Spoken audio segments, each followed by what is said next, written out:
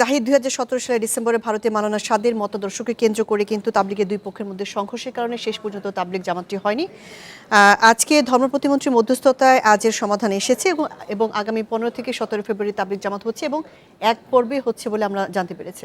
এক পর্বে হচ্ছে ভালো। আমরা সাদের যারা অনুসারী আছেন তারা চান যে সাদও আসুক, এবং সেই ব্যাপারে ধর্ম প্রতিমন্ত্রী যেটা বলেছেন যে যদি আইন শৃঙ্খলা ঠিক থাকে তাহলে তিনি আসতে পারবেন, বা এটার উপর নির্ভর করছে আইন শৃঙ্খলা পরিস্থিতি কেমন থাকে তার উপরে। দেখে নিয়ে এই বিষয়ে একটি প্রতিবেদন।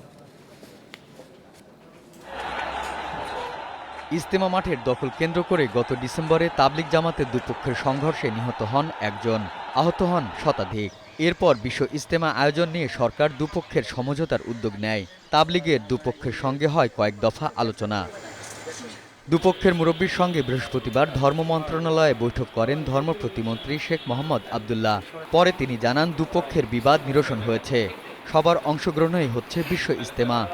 ফেব্রুয়ারির 15, 16, 17 তারিখে টঙ্গীর ময়দানে, যেখানে অন্যান্য বছরের ন্যায় বিশ্ব ইজতেমাটা সুন্দরভাবে প্রতিপালিত হবে। আপনারা জেনে খুশি হবেন, বাংলাদেশের তাবলিগ জামাত নিয়ে এখন আর আমাদের মধ্যে কোনো দ্বিধাদ্বন্দ্ব নাই। ধর্ম প্রতিমন্ত্রী জানান তাবলিগ জামাতের কেন্দ্রীয় আমির সাদ কান্দালভি আসছেন কিনা তা নির্ভর করছে আইনশৃঙ্খলা পরিস্থিতির ওপর। বৈঠক শেষে সাদপন্থীরা সাংবাদিকদের জানান দুপক্ষের আলোচনা ফলপ্রসূ হয়েছে। মাওলানা সাদ সাহেব, তাকে যদি আনা যায় বা যদি জটিলতা নিরসন হয় তিনি যদি আসেন তো ভালো। যদি তিনি আসতে না চান অথবা জটিলতা নিরসন না হয় তাহলে ও পক্ষ থেকে ইব্রাহিম দওলা আর আহমেদ লাট সাহেব আসবেন না, এটুকু ফয়সালা হয়েছে। আমাদের নজরে অনেক সুষ্ঠু ফয়সালা হয়েছে, অনেক সুন্দর ফয়সালা হয়েছে। উপমহাদেশে সুন্নি মুসলমানদের সবচেয়ে বড় সংগঠন তাবলিগ জামাতের কোন্দল প্রকাশ্যে আসে ২০১৭ সালে। তাবলিগের আমির ভারতের মাওলানা সাদ কান্দালভির মতাদর্শ কেন্দ্র করে মুখোমুখি অবস্থান নেয় দুপক্ষ।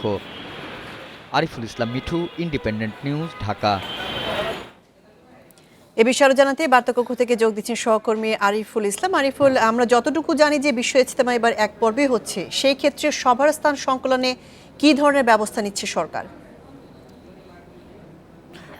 আসলে আজকে যে ধর্ম প্রতিমন্ত্রী যে বৈঠকটি করেছেন এটি প্রায় ১.৫ ঘন্টার একটা বৈঠক ছিল, এবং দীর্ঘদিন ধরেই এই তাবলিগ জামাতের দুটি পক্ষকে সমঝোতায় আনার চেষ্টা করছিল সরকার। গত পরশুদিনও একটি বৈঠক হয়েছে স্বরাষ্ট্র মন্ত্রণালয়ের পক্ষ থেকে। তো এই বৈঠকে অনেকগুলো বিষয় ছিল যে বিষয়গুলোকে আসলে সুরাহা করতে হয়েছে এবং বিষয়কে দুই পক্ষকে আনতে হয়েছে। তো এখানে আজকে ধর্ম মন্ত্রণালয় প্রতিমন্ত্রীকে জিজ্ঞাসা করা হয়েছিল যে প্রতি বছরই যখন এই ইজতেমা হয় তখন দুইবার হয়, যাতে মানুষের স্থান সংকলন যাতে ভালোভাবে হয়, মানুষ যাতে ভালোভাবে তারা করতে পারে, এই ইজতেমাটা পালন করতে পারে। কিন্তু এবার তিনি বলেছেন যে এবার যদি দুইবার হয় সেক্ষেত্রে একটা গণ্ডগোল হওয়ার একটা সম্ভাবনা আছে। আর যেহেতু দুইটা পক্ষকে একসাথে করার চেষ্টা করা হচ্ছে, এই কারণেই এবার একসঙ্গে করানো হচ্ছে।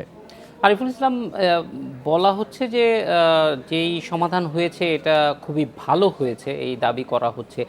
সমাধানটা কি, এবং এই ক্ষেত্রে আমরা বিগত 2 বছরই আমরা দেখেছি যে একটা উত্তেজনা আছে, উত্তেজনাটা প্রশমনের জন্য সরকার কি ধরনের ব্যবস্থা রাখবে পর্যবেক্ষণের দিক থেকে, এই ব্যাপারে কোনো সিদ্ধান্ত হয়েছে কিনা? দেখুন, আইন শৃঙ্খলা পরিস্থিতির বিষয়টি তো থাকবেই, পাশাপাশি যে বিষয়টি আজকে উঠে এসেছে বিশেষ করে যারা সাদপন্থী তারা তো চাইবেনই যে সাদ এখানে আসবেন এবং তিনি কেন্দ্রীয় আমির, তিনি বক্তব্য রাখবেন বা মুসলিমদের উদ্দেশ্যে কথা বলবেন। তো এবার যেটি হয়েছে সেটি একটা বিষয় আমি আপনাকে জানাতে চাই, সেটি হচ্ছে যে যদি সাদপন্থীরা বলছেন যে যদি মাওলানা সাদ না আসেন সেই ক্ষেত্রে অন্য একটি পক্ষ আছে। আপনি জানেন যে কেন্দ্রতেও দুটি ভাগ হয়ে গেছে। তো অন্য পক্ষের মাওলানা ইব্রাহিম এবং মাওলানা আহমেদ লাট তারাও আসতে পারবে না।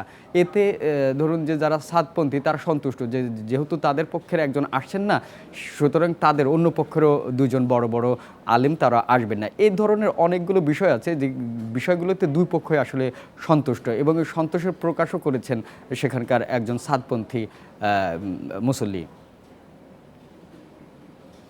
ধন্যবাদ আরিফুল ইসলাম।